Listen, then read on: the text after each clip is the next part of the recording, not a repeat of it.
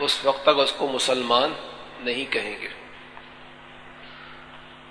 اسی طرح اللہ تبارک و تعالی اور رسول اللہ صلی اللہ تعالی علیہ وآلہ وسلم کی جناب میں گستاخی سے کافر ہوا تو جب تک اس سے توبہ نہ کرے مسلمان نہیں ہوگا۔ سرکار دو عالم صلی اللہ تعالی علیہ وسلم کے علم غیب کا مطلقاً انکار کر دیا، بالکل کہتا کہ سرے سے ہے ہی نہیں معاذ اللہ، تو ایسا شخص ہو گیا کافر۔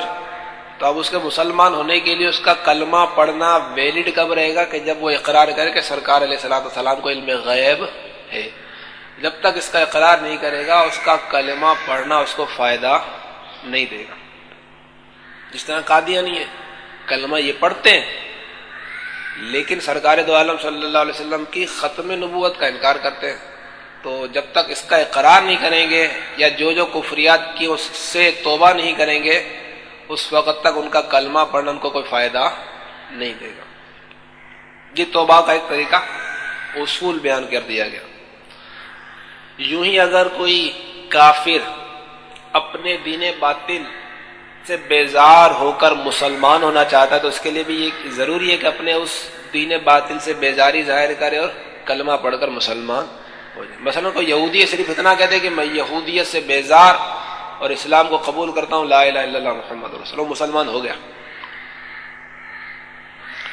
عورت یا نابالغ سمجھدار بچہ مرتد ہو جائے تو قتل نہ کریں گے بلکہ کیا کریں گے؟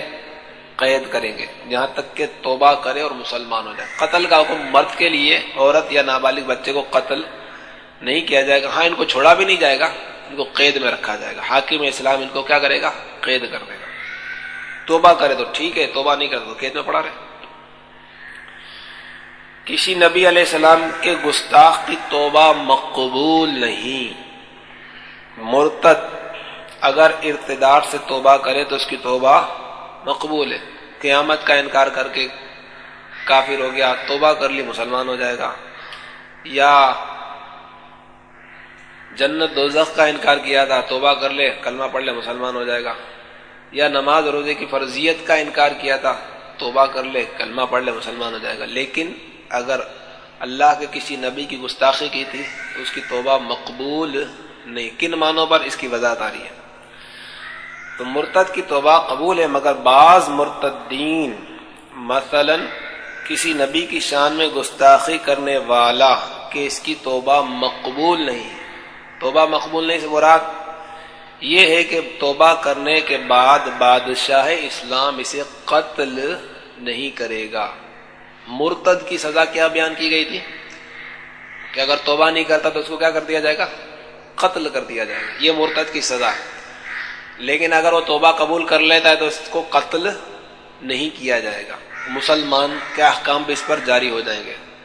لیکن گستاخ رسول ایسا سخت مرتد ہے کہ اگرچہ یہ توبہ بھی کر لے، مسلمان تو ہو جائے گا توبہ کرنے کے بعد، لیکن قتل ہونے کا حکم جو اس سے ساقط نہیں ہوگا، بادشاہ پھر بھی اس کو قتل کرے گا اور لوگوں پر یہ ظاہر کیا جائے گا کہ دیکھو کہ جو رسول اللہ صلی اللہ علیہ وسلم کا گستاخ یا کسی بھی نبی کی شان میں گستاخی کرنے والا ہے اس کا حکم اتنا سخت ہے کہ دنیا میں بھی اس کی سزا معاف نہیں ہے۔ اور بزرگوں نے لکھا ہے، بزرگوں نے جن اپنے اپنے تجربات بیان کرتے ہیں تو بزرگوں نے لکھا ہے کہ ایسے معاملات دیکھنے میں اور سننے میں آئے کہ کوئی شخص کسی ضروریات دین کا انکار کر کے کافر ہوا، مرتد ہوا، لیکن اس نے توبہ بھی، کس طرح کے واقعات ہیں۔ لیکن ایسے واقعات بہت کم، نہ ہونے کے برابر، بالکل یوں سمجھ لیجیے کہ گنتی میں ہی نہیں ہے، اکا دکا شاید ہو تو ہو، کہ جو گستاخ رسول ہوا، یعنی کسی نبی کی شان میں بالخصوص سرکار دو عالم صلی اللہ علیہ وسلم کی شان اقدس میں گستاخی کی بنا پر کافر ہوا، ایسا شخص بزرگان دین فرماتے ہیں ہم نے اس کو مسلمان ہوتے ہوئے دیکھا نہیں ہے، توبہ کرتے ہوئے دیکھا نہیں ہے اس کو۔ آپ دیکھ لیجئے کہ امام اہل سنت نے جن گنے چنے افراد پر حکم تکفیر لگایا امام اہل سنت نے ایک نہیں، دو نہیں، تین نہیں، 16 سال تک ان کو سمجھایا ہے، نہیں مانے۔ اور آپ کے وصال کے بعد آپ کے خلفاء نے سمجھایا، مناظرے ہو گئے، سب کچھ ہو گیا، نہیں مانے، حتیٰ کہ خود اپنے ہی منہ سے اپنے آپ کو کافر بھی کہہ دیا کہ ٹھیک ہے ہم نے جو کہا واقعی گستاخی ہے، ہم مانتے ہیں، لیکن توبہ نہیں کریں گے۔ تو بزرگان دین کا فرمان بہت ہی زبردست ہے کہ گستاخ رسول کو توبہ کرتے ہوئے دیکھا نہیں گیا، کوئی ہو تو اکا دکا ایسا واقعہ ہوا ہوگا، عموماً ایسا ہوتا نہیں ہے۔ بہرحال تو دنیا میں بھی اس کی سزا انتہائی سخت ہے، اگرچہ وہ اگر توبہ کر بھی لے بالفرض تو مسلمان کا احکام تو اس پر جاری ہو جائیں گے، وہ مسلمان ہو جائے گا، لیکن بادشاہ اسلام دنیاوی سزا جو اس کی ہے وہ معاف نہیں کرے گا، بلکہ اس کو قتل ضرور کرے گا، تاکہ لوگوں کو عبرت حاصل ہو کہ گستاخ رسول ایسا بدترین مجرم ہے کہ اس کی دنیا میں بھی سزا معاف نہیں۔ ارتداد سے انکار بمنزلہ توبہ ہے، یعنی اگر اپنے ارتداد سے انکار کرے تو انکار بمنزلہ کیا ہے؟ توبہ ہے۔ کسی شخص کو کہا گیا کہ بھئی آپ نے ایسا کہا ہے، آپ کی اس بات سے ضروریات دین کا انکار ہو رہا ہے، تو وہ شخص اگر یہ کہتا ہے کہ میں نے ایسا نہیں کہا تو اس کا یہ انکار کرنا کیا ہے؟ توبہ ہے، ٹھیک ہے۔ اگرچہ گواہان عادل سے اس کا ارتداد ثابت ہو، اور اگر گواہ دینے والے گواہی دیں، وہ گواہی کہ جو شریعت نے جس کو قابل قبول قرار دیا، دو مسلمان عاقل بالغ مرد یا ایک مسلمان دو عورتیں عاقل بالغ، عموماً گواہوں کا یہ معیار ہوتا ہے، بعض معاملات میں اس سے ہٹ کر بھی گواہیاں ہوتی ہیں۔ بہرحال دو عاقل بالغ مسلمان مرد اس بات کی اگر گواہی دے، اور وہ مسلمان کیسے ہو؟ جن کا فسق ظاہر نہ ہو، جن کا فسق ظاہر نہ ہو، بظاہر پابند شرع ہو۔ اب جیسے کہ داڑھی منڈا ہے تو وہ فاسق ہو جائے گا تو اس کی گواہی ویلڈ نہیں رہے گی، تو جو ایسا ہو کہ جس کی گواہی شریعت نے قابل قبول قرار دی ہے، وہ گواہی دے کہ اس نے میرے سامنے ایسا کلمہ کفر بکا تھا، دو جانے اس طرح کی گواہی دیں، تو دو جانوں کی گواہی کے باوجود اگر وہ یہ انکار کرتے ہیں کہ میں نے ایسا نہیں کہا، شریعت نے توبہ کے قائم مقام قرار دیا، گویا یہ توبہ کر چکا ہے۔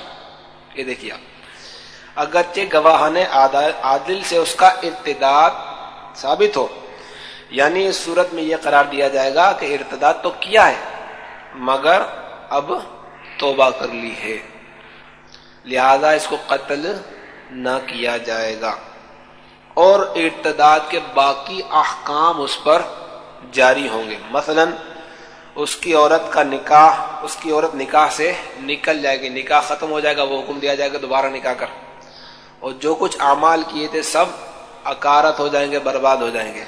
حج کی استطاعت رکھتا ہو تو اب پھر حج فرض ہے کہ پہلے حج جو کر چکا بیکار ہو گیا۔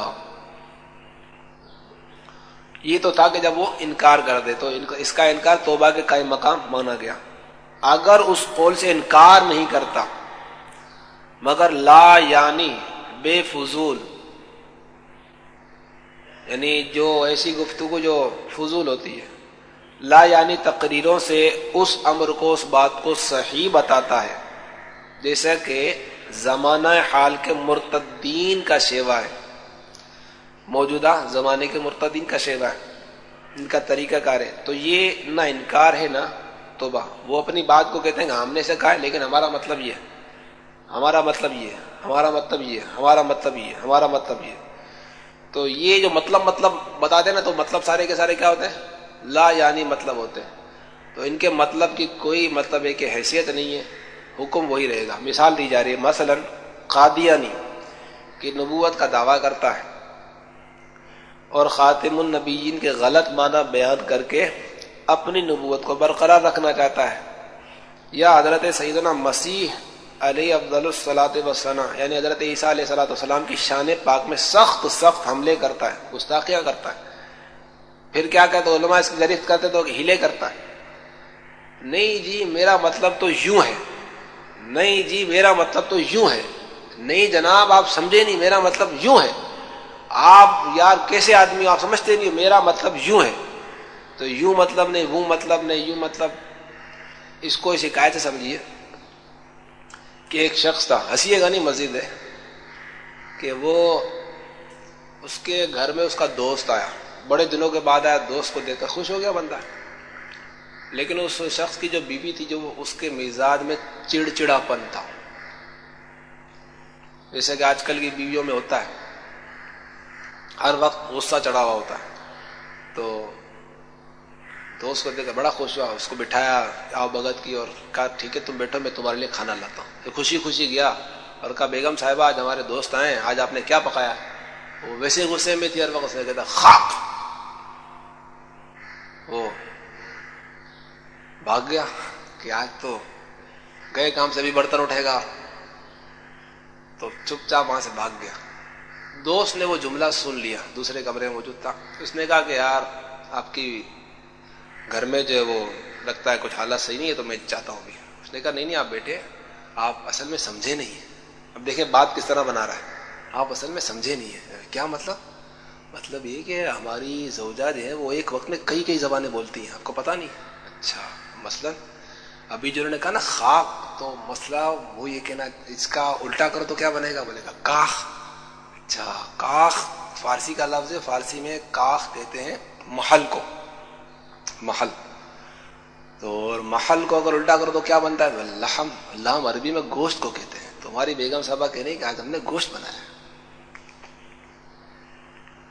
تو یہ تعویل سنی جائے گی؟ بتائیے, یہ تعویل سنی جائے گی؟ نہیں سنی جائے گی. تو یہ اس طرح کی تعویلیں کرتے ہیں. بہرحال اس طرح کی تعویلیں گڑنا, یہ گویا کہ اپنی بات کو قائم رکھنا ہے. تو ایسا تعویلیں کرنا توبہ نہیں ہے. مرتد کی عبادات اور نکاح کا حکم, زمانہ اسلام میں کچھ عبادات قضا ہو گئی. یعنی کوئی شخص مرتد ہونے سے پہلے نماز اور روزے ادا کیا کرتا تھا, لیکن بعض اس کی نمازیں اور روزے کیا ہو گئے تھے؟ قضا ہو گئے تھے. جب وہ کیا تھا؟ مسلمان تھا. تو زمانہ اسلام میں جس وقت وہ مسلمان تھا, اس کی کچھ عبادتیں کیا ہو گئی تھی؟ قضا ہو گئی تھی.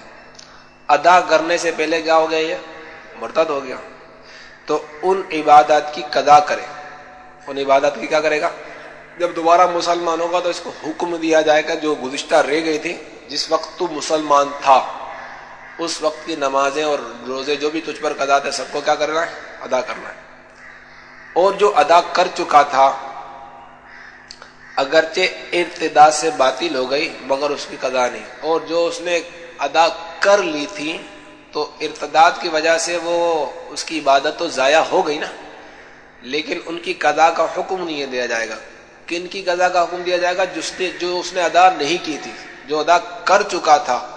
مثلا اس کو یوں سمجھ لیجئے کہ زید نے 2002 میں, یہ مسلمان تھا, 2002 سے لے کر 2003 تک نمازیں پڑھتا رہا, اور اس سے گزشتہ ایک سال پہلے یعنی 2001 کا پورا سال اس نے نماز روزے ادا نہیں کیے تھے, قضا اس کے تھے. اب 2003 کا عرصہ گزر گیا, 2004 میں یہ مرتد ہو گیا. ٹھیک ہے, تو اب جو 2001 میں اس نے عبادتیں نہیں کی تھی, اسلام لائے گا تو قاضی کہے گا, اس کو حکم دیا جائے گا کہ ان کی بھی قضا کر, جو تو نے ایک سال کی نمازیں نہیں پڑھی. اور جو درمیانی ایک سال اس نے نماز روزے ادا کیے تھے تو وہ ضائع ہو گئے, لیکن ان کی قضا کا حکم نہیں دیا جائے گا. تو زمانہ اسلام میں کچھ عبادات قضا ہو گئی تھی, ادا کرنے سے پہلے مرتد ہوا تو ان عبادات کی قضا کرے. اور جو ادا کر چکا تھا اگرچہ ارتداد سے باطل ہو گئی مگر اس کی قضا نہیں, اس کی قضا نہیں. البتہ اگر صاحب استطاعت ہو تو حج دوبارہ فرض ہوگا, حج کا دوبارہ اس کو حکم دیا جائے گا, لیکن وہ بھی اس صورت میں کہ جب صاحب استطاعت ہو. اگر کفر قطعی ہو, کوئی اس میں شک و شبہ ہے ہی نہیں, کوئی احتمال نہیں ہے, اگر کفر قطعی ہو تو عورت نکاح سے نکل جائے گی. پھر اسلام لانے کے بعد اگر عورت راضی ہو تو دوبارہ اس سے نکاح ہو سکتا ہے، ورنہ عورت جہاں پسند کرے نکاح کر سکتی، عدت گزار کر نکاح کر لے. اس کا کوئی حق نہیں کہ عورت کو دوسرے کے ساتھ نکاح کرنے سے روک دے، اب اس کا کوئی حق نہیں ہے. اور اگر اسلام لانے کے بعد عورت کو بدستور رکھ لیا، دوبارہ نکاح نہ کیا، تجدید نکاح نہ کیا، تو اب جو قربت کرے گا وہ کیا کہلائے گی؟ زنا کہلائے گی. تو جو بچے پیدا ہوں گے اس کی وجہ سے وہ ولد الزنا کہلائیں گے. اور اگر کفر قطعی نہ ہو، یعنی اس میں احتمالات پائے جاتے ہیں، جیسے کہ پہلے آپ کو بیان کیا گیا تھا کہ بعض کفریہ کلمے ایسے ہوتے ہیں کہ جس میں احتمالات ہوتے ہیں، تو بعض علماء اس کی بنا پر کافر کہتے ہیں، بعض اس میں کیا کرتے ہیں؟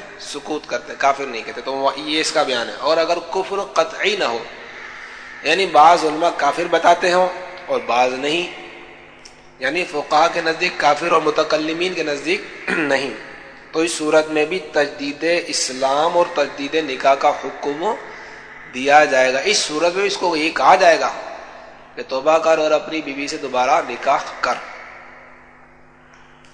عورت کو کسی نے خبر دی کہ تیرا شوہر جو مرتد ہو گیا، تو عدت گزار کر عورت نکاح کر سکتی ہے. خبر دینے والے 2 مرد ہوں یا 1 مرد اور 2 عورتیں، لیکن یہ ضروری ہے کہ وہ جو خبر دینے والا ہے وہ کیا ہو؟ عادل ہو. وہی جس کا بھی آپ کو بتایا گیا ایسا ہو کہ جس کی گواہی شریعت نے قابل قبول قرار دی. عورت مرتد ہو گئی، پھر اسلام لائی، تو شوہر اول سے نکاح کرنے پر مجبور کی جائے گی. یہ نہیں ہو سکتا کہ دوسرے سے نکاح کرے.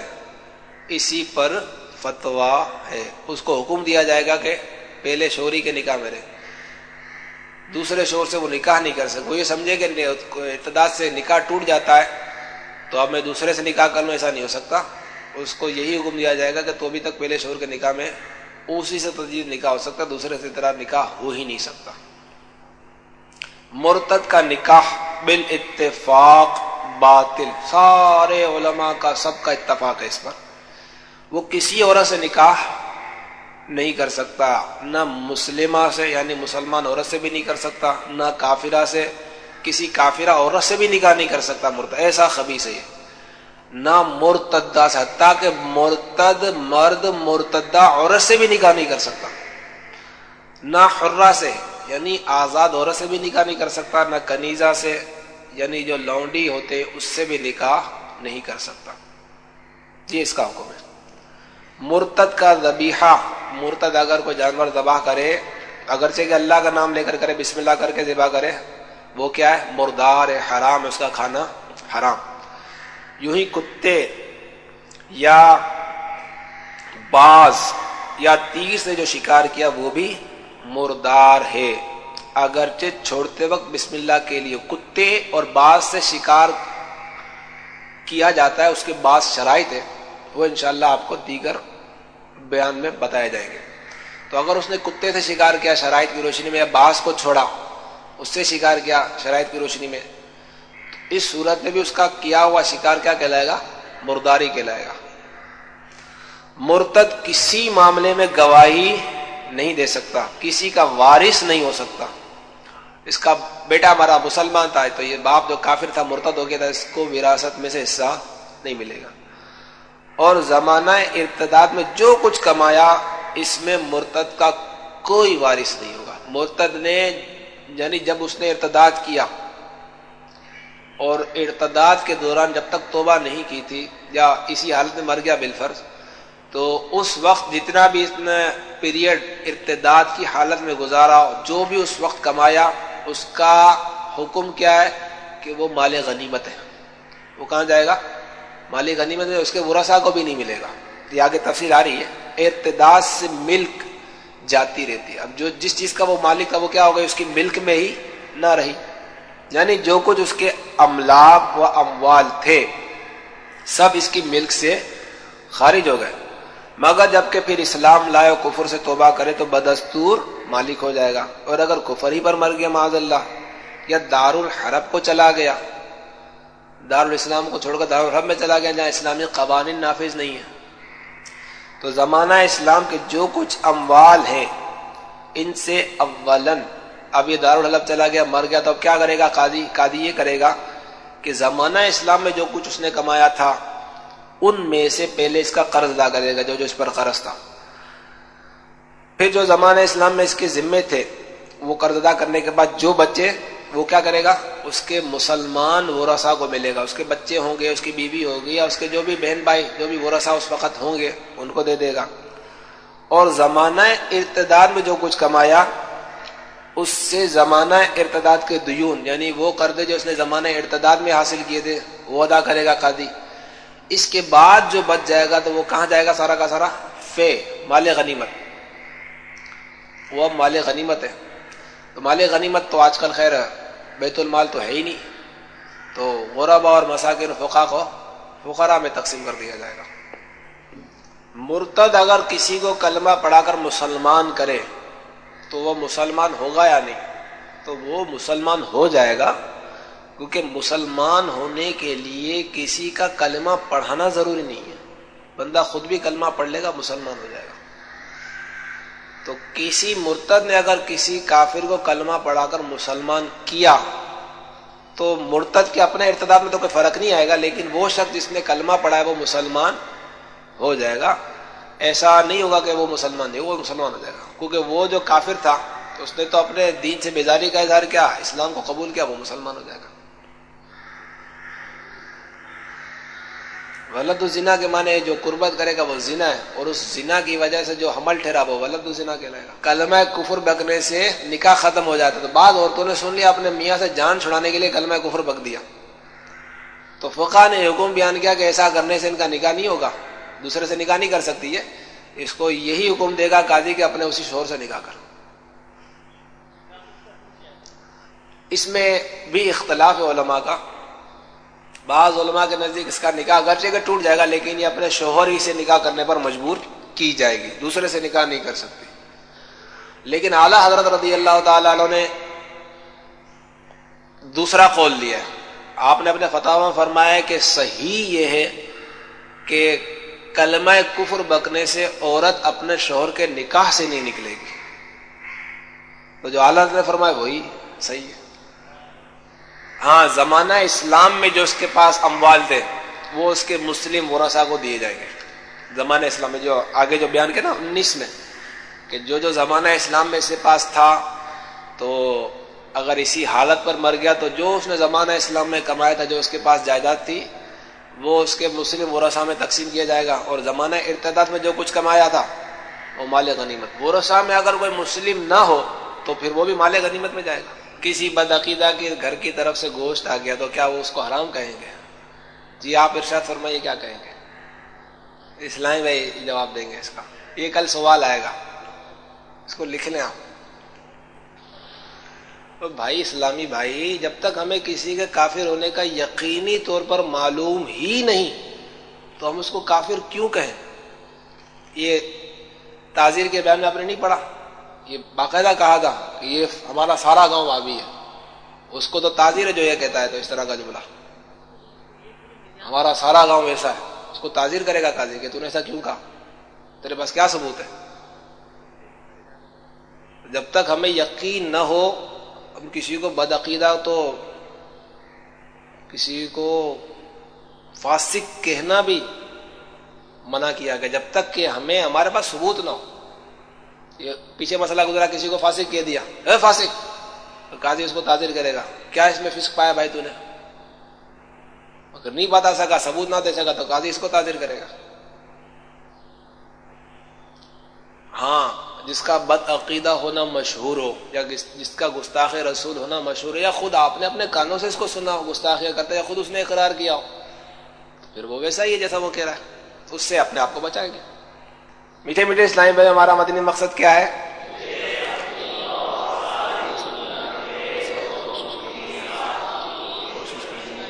انشاءاللہ عز و جل۔